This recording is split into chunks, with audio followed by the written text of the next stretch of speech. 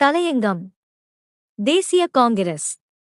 இவ்வருடம் கான்பூரில் இந்தியாவின் விடுதலைக்கு உழைக்கும் சபை என்னும் இந்திய தேசிய மகாநாடாகிய காங்கிரஸ் கான்பூரில் கூடிக் கலைந்தது.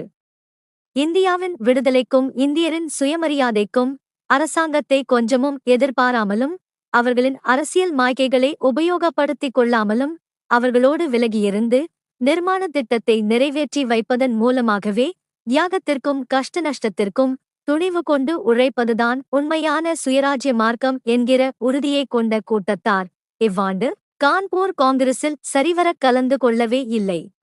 மகாத்மா காந்தியும் தான் தனியாக நின்று நடத்துவதாய் ஏற்படுத்திக் கொண்டிருக்கும் கதர் ஸ்தாபனமாகிய நூற்கும் சங்கத்தை ஏதாவது ஒழித்து விடுவார்களோ என பயந்து அதைக் காப்பாற்றிக் கொள்ளும் வரை கூட இருந்துவிட்டு மற்றவைகளில் அவரும் கலந்து கொள்ளாமல் காங்கிரஸ் மகாநாட்டுக்கு கூட வராமல் மெல்ல நழுவிவிட்டார்.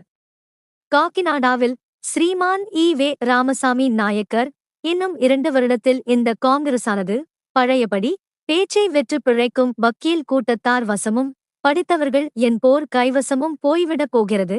உண்மையாய் தேசத்திற்கு உழைக்கிறவர்களுக்கு காங்கிரஸில் இடம் இருக்கப் போவதில்லை.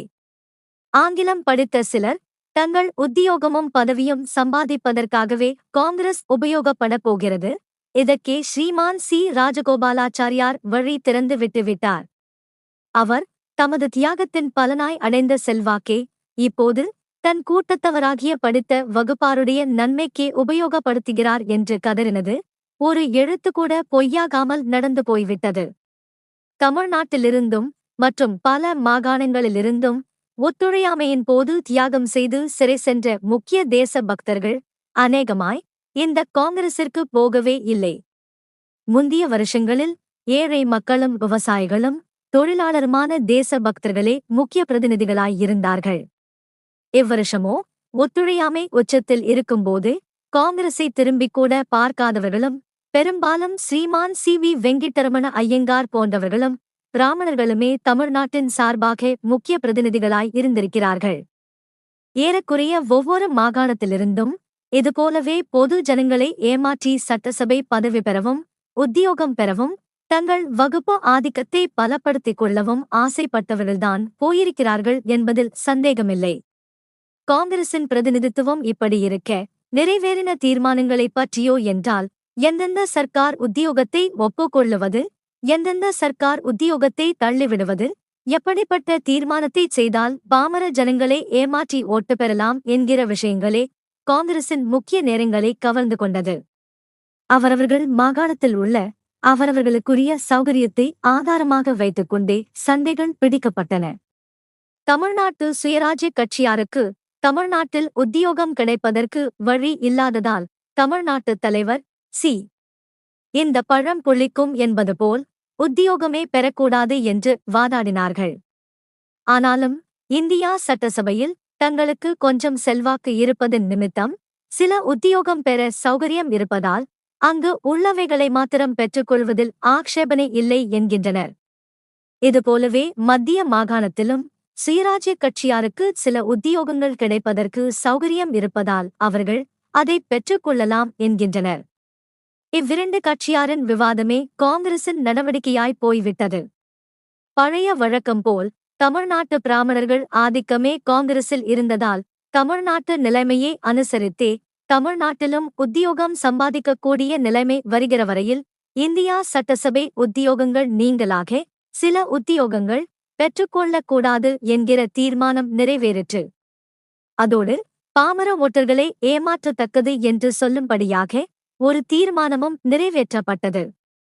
அதாவது தங்கள் கோரிக்கைகளை சர்க்கார் ஏற்றுக்கொள்ளாவிட்டால் பிப்ரவரி மாதத்தில் கவுன்சில் பதவியே ராஜினாமா செய்துவிடுவது என்பது.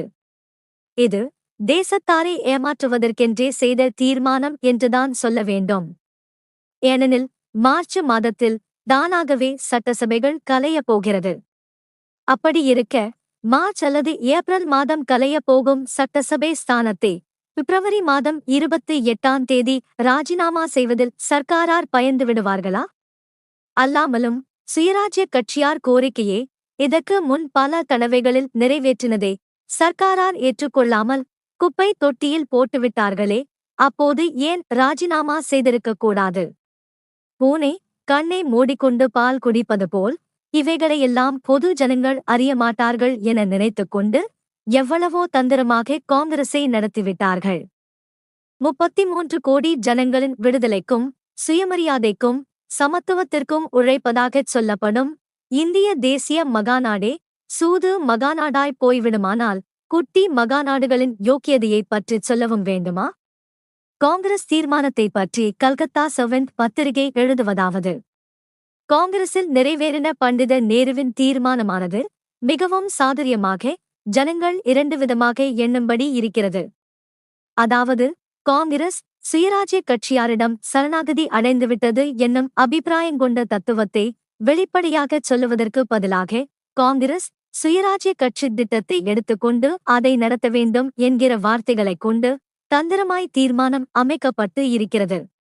ஜனங்களின் ஓட்டு பெறுவதற்காகவே பாமர ஜனங்களை ஏமாற்றத்தக்க வண்ணம் சர்க்காரை கடைசி முறையாக சில திருத்தங்கள் கேட்பது, அது கிடைக்காவிட்டால் வெளியே வந்துவிடுவது என்றும் சட்டமறுப்பு செய்யப்படும் என்று சர்க்காரை மிரட்டுவதுமானதும் சட்டசபைக்கு வெளியில் நிர்மாண திட்டம் நடத்துவது என்கிற பேச்சளவில் நிறைவேற்றக்கூடிய திட்டமும் அத்தீர்மானத்தில் கண்டிருப்பதானது ஓட்டர்களை ஏமாற்றுவதற்கு மிகவும் அனுகூலமானதுதான்.